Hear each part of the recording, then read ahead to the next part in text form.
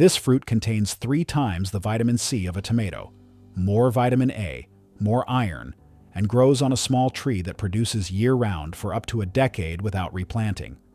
The Incas cultivated it in the highland valleys of the Andes alongside potatoes and quinoa. Spanish colonists brought it to Europe in the 16th century, then carried it to Africa, Asia, and the Pacific. By the early 20th century, it was grown in gardens across 5 continents. Then, industrial agriculture built a global tomato system around annual plants, mechanical harvesting, and green fruit shipping. This perennial tree, which required none of those things, was pushed to the margins, not because it failed, but because it could not be made to fit a supply chain designed for uniformity and control. This is not a tomato, but it is related to one. It belongs to the same botanical family, the nightshades, alongside tomatoes, potatoes, eggplants, and peppers. The fruit is egg-shaped, about the size of a hen's egg, with smooth, glossy skin that ranges from deep red to orange to golden yellow depending on the variety. The skin is bitter and slightly toxic, inedible, and must be removed. Beneath it, the flesh is dense, orange or yellow, with small edible seeds clustered in a gel at the center, much like a tomato. But unlike a tomato, this fruit does not grow on a sprawling annual vine that dies after a single season. It grows on a tree. A small tree, rarely taller than 12 feet, with large heart-shaped leaves and a canopy that spreads wide. The tree is fast-growing. From seed, it can reach maturity and begin fruiting within 2 years. From a cutting, within 1 year. And once it begins, it does not stop. In the right climate, the tree produces fruit continuously, year-round, for 5 to 10 years, sometimes longer. The fruit itself stores well. Unlike a fresh tomato, which begins to rot within days of harvest, this fruit can sit at room temperature for weeks, in cool storage, even longer. The thick skin protects the flesh. The fruit does not soften quickly. It does not bruise easily. It is a durable crop in ways that annual tomatoes are not. The tree is native to the Andes, specifically the cloud forests and highland valleys of what is now Peru, Ecuador, Bolivia, and northern Chile. It grows best at altitudes between 3,000 and 10,000 feet, in climates that are warm during the day and cool at night, with moderate rainfall and protection from strong winds. These are the same conditions that favor potatoes, quinoa, and maize, the crops that sustained Andean civilizations for millennia.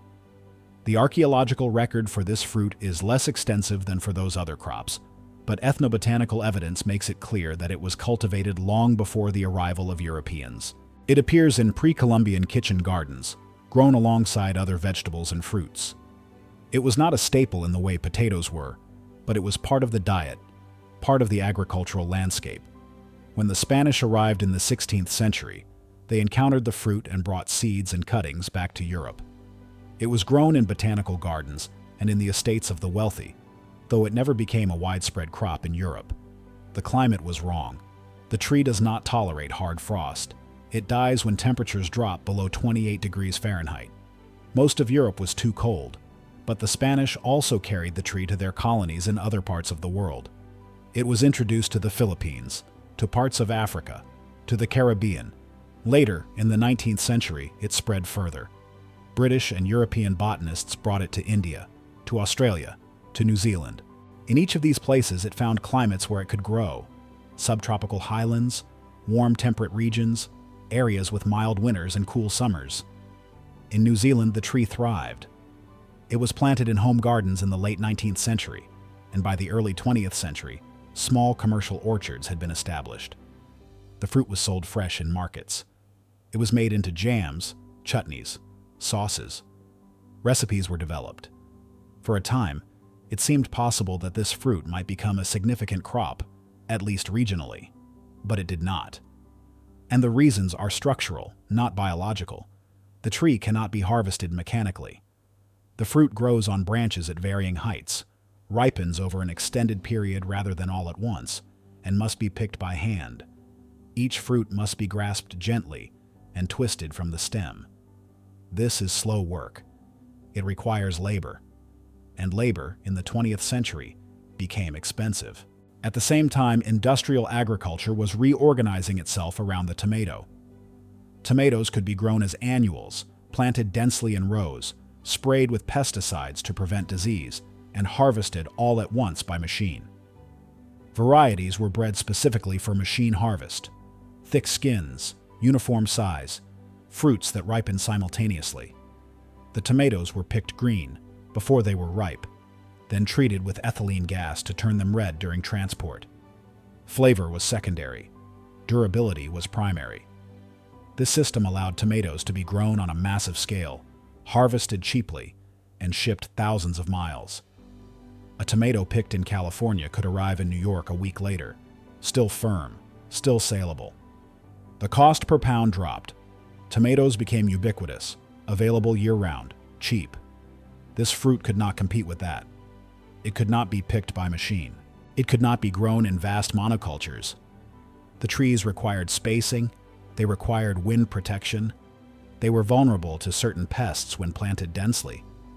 The fruit had to be picked ripe, or nearly ripe, because it did not ripen well off the tree. And while it stored better than a fresh tomato, it still required careful handling. The flavor was also different. Not better or worse, but different. The fruit is tart, intensely so when raw, with a sweet undertone and a slight resinous note. Some people find it unpleasant, others acquire a taste for it, but it is not neutral. It does not taste like a tomato. It tastes like itself. In a market that increasingly valued uniformity, familiarity, and blandness, difference was a disadvantage. Consumers who had been raised on industrial tomatoes did not recognize this fruit. They did not know how to use it. Recipes were not widely available. The bitter skin had to be removed, which added a step. It was easier and cheaper to buy a tomato.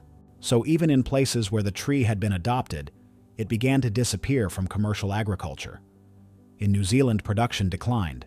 In other regions, it had never been significant. By the mid-20th century, the tree existed primarily in home gardens, in the yards of immigrants who had brought seeds or cuttings from their countries of origin, in the hands of people who remembered. In the Andes, it never disappeared. It continued to be grown, as it always had been, in kitchen gardens and on small plots. It was sold fresh in local markets, made into juice, cooked into stews. The knowledge was never lost there, because the system had never replaced it. Industrial tomatoes did not reach remote Andean villages in the way they reached cities. The tree remained useful. It remained food.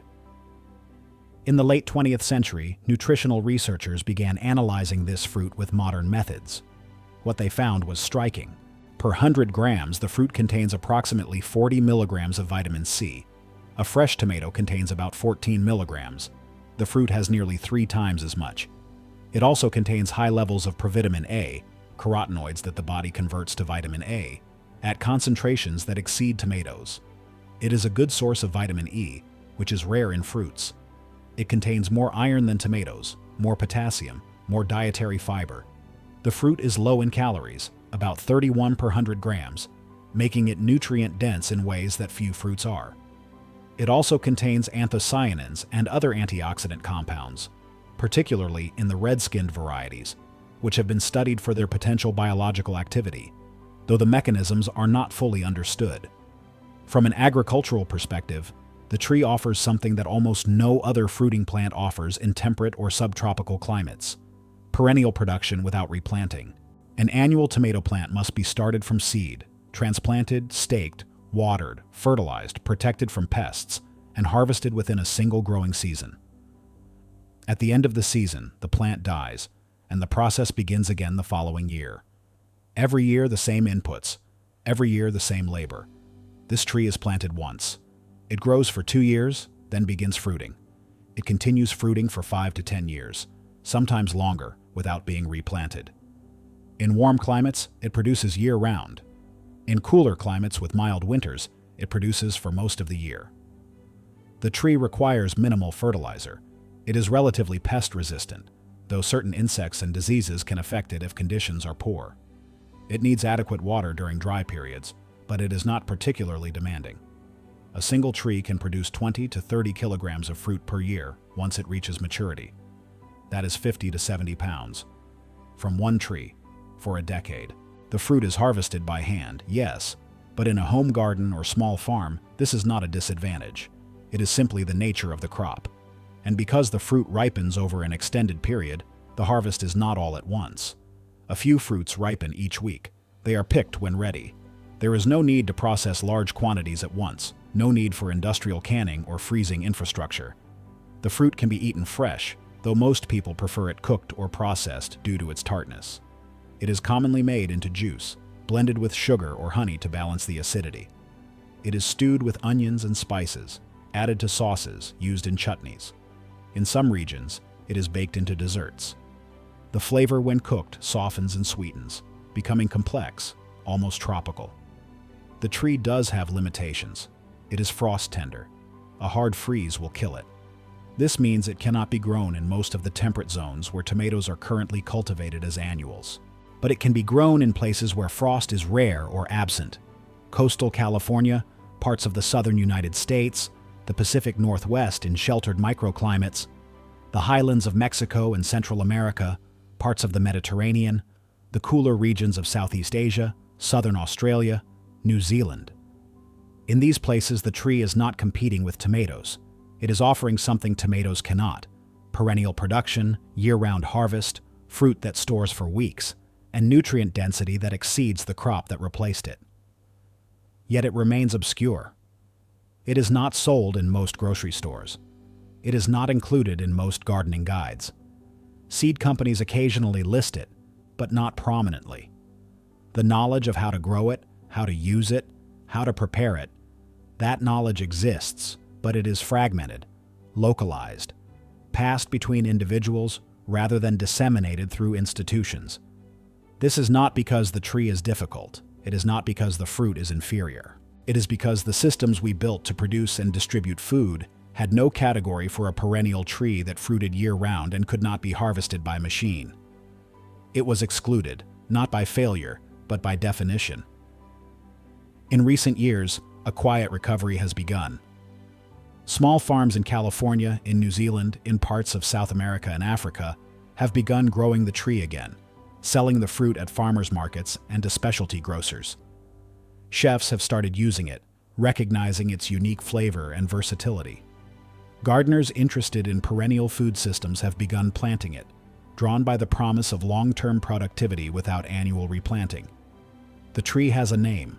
It is called the Tamarillo. The name is modern. It was coined in New Zealand in 1967 by the New Zealand Tree Tomato Promotions Council, an organization created specifically to market the fruit.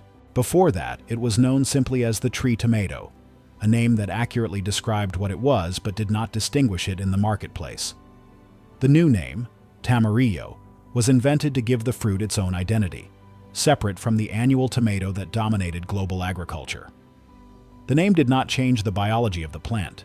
It did not change its nutritional content, its perennial nature, or its year-round productivity. But it did signal an attempt, however modest, to reclaim space for a crop that had been pushed aside. Today, Tamarillos are still grown in the Andes, where they never left. They are grown in New Zealand, which remains one of the few places with commercial production. They are grown in small numbers in Kenya, in Sri Lanka, in parts of Australia and California. They are available if you know where to look. Seeds can be ordered from specialty suppliers. Cuttings can sometimes be obtained from botanical gardens or from gardeners who already grow the tree. The tree is easy to recognize. The leaves are large, soft, and heart-shaped, with a slight fuzz. The branches are brittle and need protection from strong winds. The flowers are small, pale pink or white, fragrant, appearing in clusters. The fruit hangs from the branches on long stems, glossy and smooth, unmistakable once you have seen it. To grow it, plant in well-drained soil in a location protected from wind and frost. The tree grows quickly. It does not require much care. Prune lightly after harvest to encourage branching. Fertilize sparingly. Water during dry periods. The tree will begin fruiting within 1 to 2 years. Harvest the fruit when it is fully colored and gives slightly to pressure. The skin peels away easily when blanched in hot water for a few seconds, or it can be cut away with a knife.